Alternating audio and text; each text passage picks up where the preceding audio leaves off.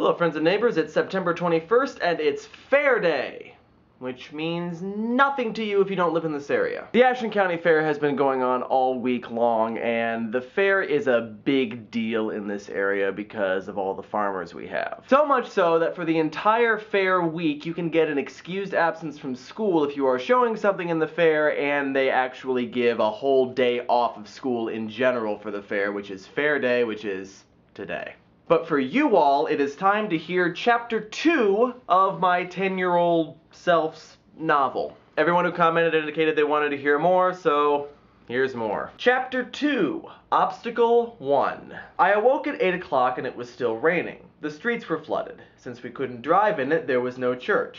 It's Sunday, remember. I really woke up at 7, but when I heard church was canceled, I slept an hour. Okay. As usual, the closets were rumbling. I noticed, though, that it wasn't just the closets rumbling. I looked at the map. Holy run-on sentence, Batman. The first obstacle was the ocean. But where could I find one? Then it dawned on me. A waterbed! Of course! I went to my mom and dad's. Theirs was bigger. I should point out that both my parents and I had waterbeds at around this time, because I really wanted one, and so I got one. And you can actually see it in some of my old YouTube videos, but it's gone now, we sold it. But back to the story. I went under the covers. When I popped up, I was on the shore beside an ocean, across from an island! Exclamation point. But how could I cross? Then I had a brainstorm. I quickly looked at my supplies. I knew it! I could build a boat made of wood and cloth. Oh, it's a good thing I have that cloth, by golly. And 2 engines. Because as a 10-year-old, I knew how to build an engine. As a 27, almost 28-year-old, I don't know how to build an engine. First, I sawed the wood into logs. Oh, good grief, you're really going to take us through the whole process, aren't you? Then I sawed one into a stick. Then I added the stick to the logs, which I put together. Then I put both engines in the back. Now, good grief. Clearly, my mechanical skills as a 10-year-old were incredible, because I knew that the key to putting a boat together was sawing wood into logs and putting the logs together and adding a stick. Then I put both engines in the back. Now I needed wind. Why? You have engines. I checked to see how fast the wind was going. It was too calm. Suddenly, a breeze blew up. Well, that's lucky! It got stronger and stronger until it turned into a gale, then a tornado, then a hurricane. Gosh, and I'm sure that won't rip the raft apart at all. I turned the engines on full power, because they're totally gonna, you know, make a huge difference with the hurricane blowing the raft across the ocean, and raced across the ocean faster than light.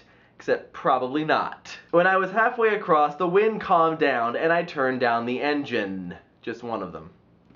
Then I noticed some fins coming toward the boat. Sharks! Oh noes! I started... Oh, they started eating the boat. I didn't start eating the boat. Because the sharks eating the boat makes a lot more sense, because as we know, sharks subsist on a diet of wood and cloth. I'm assuming the cloth was for the sail.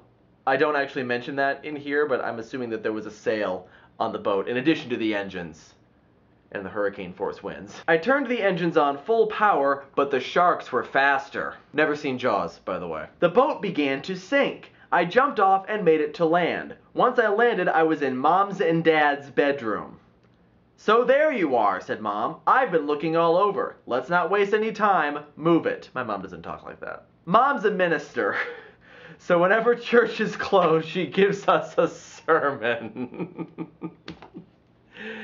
Oh, good grief. I'm gonna do Chapter 3 as well, just because. Chapter 3, it's a jungle out there. After Mom's boring sermon, wow, I was not a nice kid.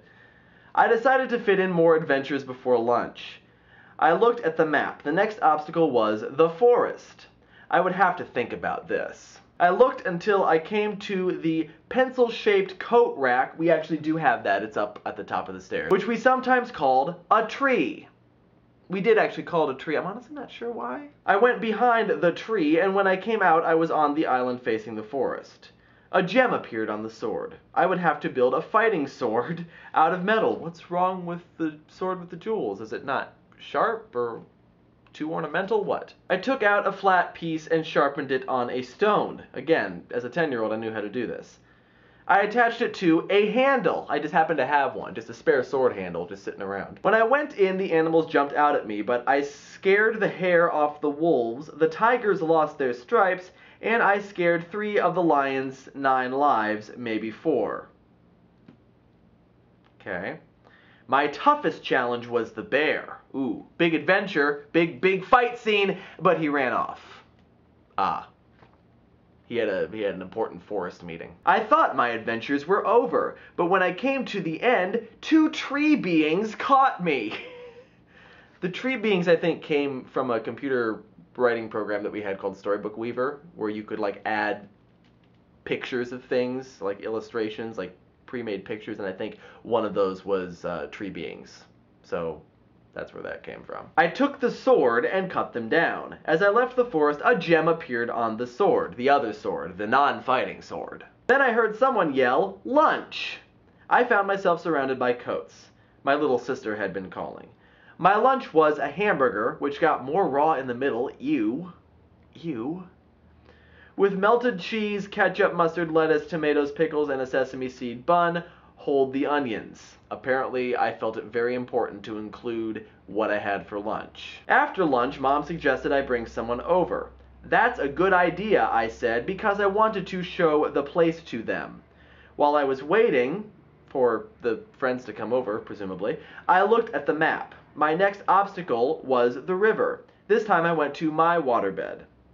Ah, now I get the connection now, because he went to bed at the end of chapter 1 and fell into a river. Aha! Aha, he was setting it up. Ha ha. I found myself on the bank of a river. I jumped in the calm part, but then I was dragged in by the current. How much worse could this get?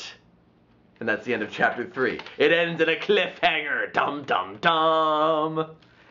And that's where we're going to end the reading for today. I think all the other chapters are like this long in the book, so possibly next time we'll just finish it. But for now, that's going to do it for today, so until tomorrow, VEDSies, see you later.